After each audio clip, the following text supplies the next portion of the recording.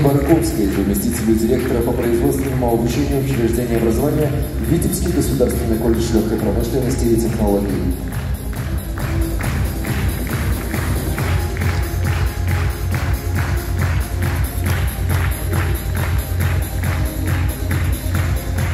Светлане Ивановне Кох, преподаватель учреждения образования Грунинский государственный колледж техники, технологий и дизайна.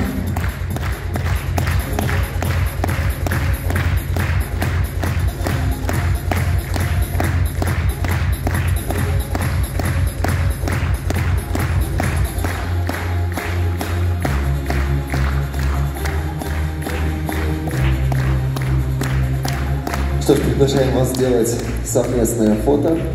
Пожалуйста, сделайте несколько шагов вперед, чтобы всех было хорошо видно.